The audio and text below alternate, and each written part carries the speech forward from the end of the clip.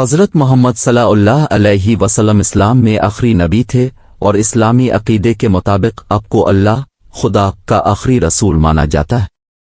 ان کے خاندان کو دنیا بھر کے مسلمانوں میں بہت زیادہ عزت دی جاتی ہے۔ یہاں ان کے خاندان کا ایک جائزہ ہے۔ حضرت خدیجہ بنت خویلد، حضرت خدیجہ رسول اللہ کی پہلی بیوی اور آپ کے بچوں کی ماں تھیں۔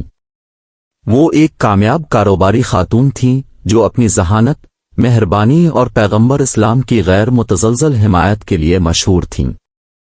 اس نے رسمی وحی شروع ہونے سے پہلے اسلام قبول کیا اور ابتدائی مسلم کمیونٹی کی حمایت میں اہم کردار ادا کیا۔ اولاد: پیغمبر اسلام کی 4 بیٹیاں اور 2 بیٹے تھے۔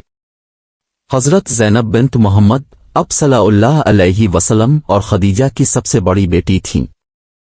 ان کی شادی حضرت ابو الاس بن الربی سے ہوئی جو ان کی شادی کے وقت مسلمان نہیں تھے۔ حضرت رقیہ بنت محمد وہ رسول اللہ صلی اللہ علیہ وسلم اور خدیجہ کی دوسری بیٹی تھیں۔ ان کی شادی حضرت عثمان بن عفان سے ہوئی جو بعد میں اسلام کے تیسرے خلیفہ بنے۔ حضرت ام کلثوم بنت محمد وہ رسول اللہ اور خدیجہ کی تیسری بیٹی تھی۔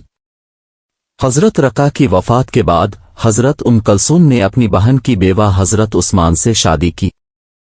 حضرت فاطمہ بنت محمد وہ رسول اللہ صلی اللہ علیہ وسلم اور خدیجہ کی سب سے چھوٹی بیٹی تھیں اور مسلمانوں کے دلوں میں ایک خاص مقام رکھتی ہیں۔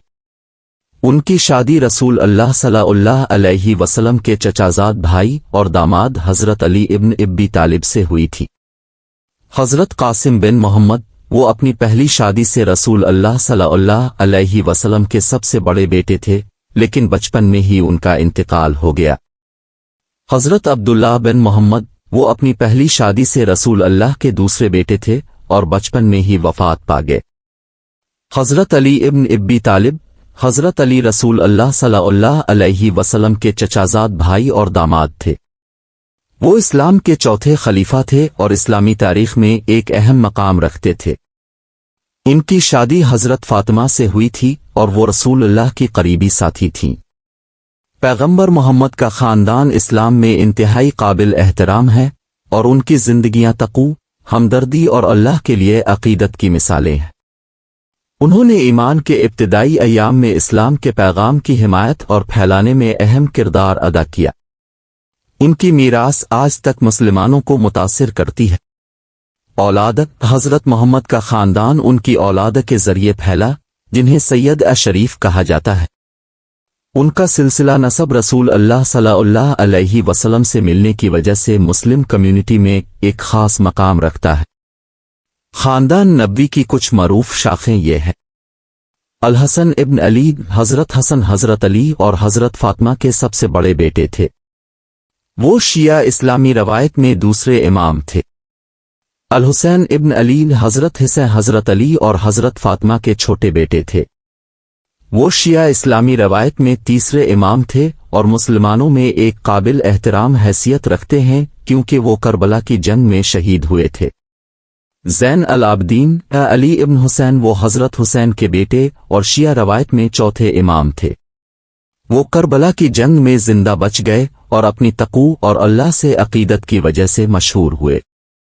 امام محمد الباقر وہ حضرت علی زین العابدین کے فرزند اور شیعہ اور سنی دونوں روایات میں ایک ممتاز عالم اور امام تھے۔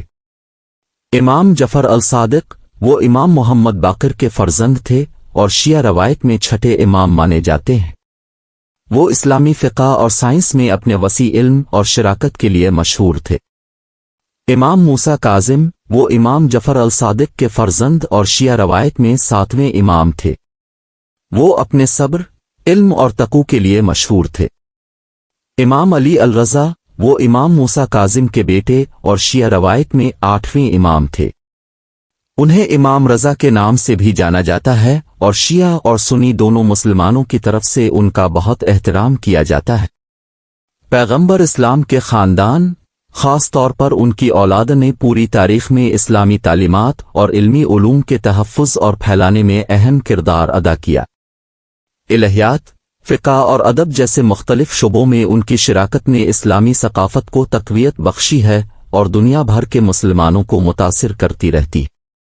یہ نوٹ کرنا ضروری ہے کہ جبکہ اسلام میں پیغمبر محمد کا خاندان انتہائی قابل احترام ہے، ان کی حیثیت انہیں کوئی خاص مذہبی اختیار نہیں دیتی، کیونکہ اسلام اللہ کے سامنے تمام مومنین کی برابری پر زور دیتا ہے۔ اس کے بجائے ان کی تعظیم پیغمبر سے ان کے قریبی تعلق اور ان کی مثالی زندگی میں مضمر ہے، جو اسلام کی تعلیمات پر عمل کرنے کے خواہاں مسلمانوں کے لیے تحریک اور رہنمائی کا ذریعہ ہے۔